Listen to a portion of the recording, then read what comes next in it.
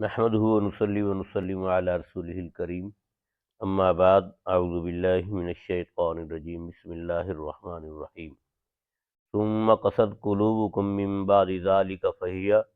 فہی کالحجارۃ او اشد قسوۃ وان من الحجارۃ لما یتفجر منہ الانہار وان منها لما يشقق فيخرج منه الماء وإن منها لما يهبط من خشية الله وما الله بغافل عما تعملون۔ صدق الله مولانا العظیم وصدق رسوله النبی الکریم الامین ونحن على ذلك لمن الشاہدین والشاکرین والحمد للہ رب العالمین۔ پھر نہایت ہی محترم مکرم معزز دوستو، السلام علیکم ورحمۃ اللہ وبرکاتہ۔ آج میں نے سورہ بقرہ کی آیت نمبر 74 آپ کے سامنے تلاوت کی ہے۔ اس آیت کے اندر اللہ رب العزت نے یہودیوں کی قساوت قلبی یعنی کہ دل سخت ہونے کا ذکر کیا ہے۔ اللہ تعالیٰ فرماتے ہیں ثم قست قلوبکم، پھر سخت ہو گئے تمہارے دل، من بعد ذالک، اس کے بعد، فہی کالحجارہ، پس وہ پتھر کی طرح ہے، او اشد قسوہ، یا اس سے بھی زیادہ سخت، وَإِنَّ مِنَ الْحِجَارَةِ، اور بے شک بعض پتھروں میں سے ایسے ہیں، لما یتفجر منہ الانہار، البتہ اس سے جاری ہو جاتی ہیں نہریں، وَإِنَّ مِنْهَا، اور بے شک بعض ان میں سے ایسے ہیں، لما یشقق، جو پھٹ جاتے ہیں، فیخرج منہ الماء، پھر نکلتا ہے اس سے پانی، وَإِنَّ مِنْهَا، اور بے شک بعض ان میں سے ایسے ہیں، لما یہبط من خشیۃ اللہ، جو گر جاتے ہیں اللہ کے ڈر سے، وما اللہ بغافل عما تعملون، اور اللہ تعالیٰ بے خبر نہیں ہے اس سے جو تم اعمال کر رہے ہو۔ تو اللہ رب العزت نے فرمایا کہ پھر تمہارے دل سخت ہو گئے، کب کہ تم نے نبیوں کے معجزات کو دیکھا، انبیاء کرام کی جو ہے ایوہی کتابوں کو دیکھا، تمہارے اندر 3 کتابیں اتریں، یعنی کہ یہودیوں کے اندر جو 3 کتابیں جو پہلی آسمانی ہیں وہ ساری کی ساری بنی اسرائیل کے اندر آئی ہیں۔ پھر خاص کر کے جو ان کے سامنے یہ واقعہ ہوا بقرہ والا، گائے والا، کہ ان کے سامنے وہ گائے ذبح کی گئی اور اس کا ایک حصہ مردے کو لگایا گیا، مردہ جی اٹھا اور اس نے سب کے سامنے بول کر کہا کہ میرا فلاں قاتل ہے۔ اتنا بڑا معجزہ دیکھا، لیکن اس کے باوجود ان کے دل نرم نہیں ہوئے، ان کے دلوں کے اندر نرمی نہیں آئی دین کے لیے، اللہ کے نبی کے لیے، شریعت کے لیے، اللہ کے احکامات کے لیے، بلکہ وہ زیادہ سخت ہو گئے۔ اللہ فرماتے ہیں ثم قست قلوبکم، پھر تمہارے دل سخت ہو گئے،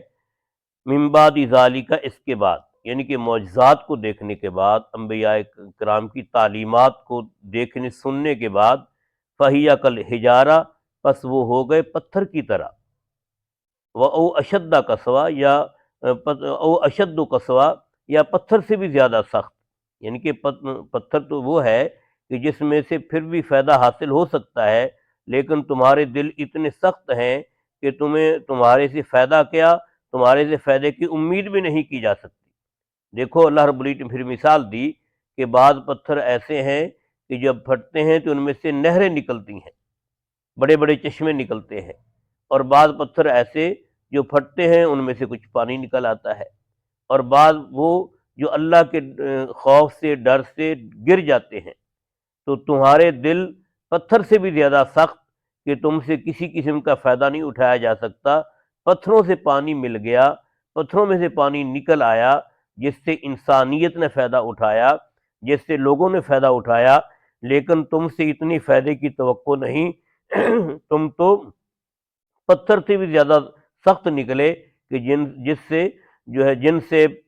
کسی قسم کے فائدے کی توقع نہیں کی جا سکتی۔ اور اللہ رب العزت نے فرمایا وَإِنَّ مِنْهَا، اور بعض پتھر ان میں سے ایسے ہیں، لما یہبط من خشیۃ اللہ، جو اللہ کے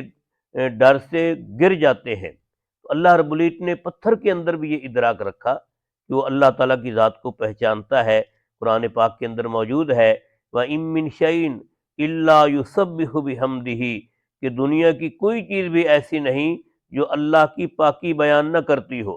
دنیا کی ہر چیز، چاہے وہ پتھر ہیں، جمادات ہیں، نباتات ہیں، یا انسان ہیں، یا جانور ہیں، کوئی بھی ہے، وہ اللہ تعالیٰ کی تسبیح بیان کر رہے ہیں۔ ہاں، انسان کو اللہ رب العزت نے دونوں راستے دکھا دیے، وہ ہدایت والا اور گمراہی والا راستہ جن میں سے چاہے چن لے، تو اس کے لیے کچھ اللہ رب العزت نے اختیار دیا، ورنہ کائنات کی باقی ہر چیز اللہ رب العزت کی پاکی بیان کرنے میں لگی ہوئی ہے۔ ولیکن لا تفقہون قولہم و تسبیحہم، فرمایا تم ان کی بات یا ان کی تسبیح نہیں سمجھتے، ورنہ کائنات کی ہر چیز اللہ تعالیٰ کی پاکیزگی بیان کر رہی ہے۔ تو اللہ رب العزت نے فرمایا کہ پتھر تو نرم ہو گئے، لیکن تمہارے دل اتنے سخت ہیں کہ تمہارے اندر نرمی کی کوئی کسی قسم کی توقع ہی نہیں۔ فرمایا وَمَا اللَّهُ بِغَافِلٍ عَمَّا تَعْمَلُونَ، اللہ تعالیٰ تمہارے اعمال سے غافل نہیں ہے، جو بھی تم کر رہے ہو، چاہے چھپ کر کرتے ہو یا ظاہراً کرتے ہو، لوگوں کے درمیان میں کرتے ہو یا اکیلے پن میں کرتے ہو، جو آدمی جہاں بھی جیسے بھی عمل کر رہا ہے، اللہ رب العزت اس سے غافل اور بے خبر نہیں۔ اللہ تعالیٰ خود بھی جانتے ہیں، اور اللہ تعالیٰ کے فرشتے بھی اس کے اعمال لکھ رہے ہیں۔ تو اللہ رب العزت سے دعا ہے کہ اللہ تعالیٰ ہمیں ہمیشہ اپنی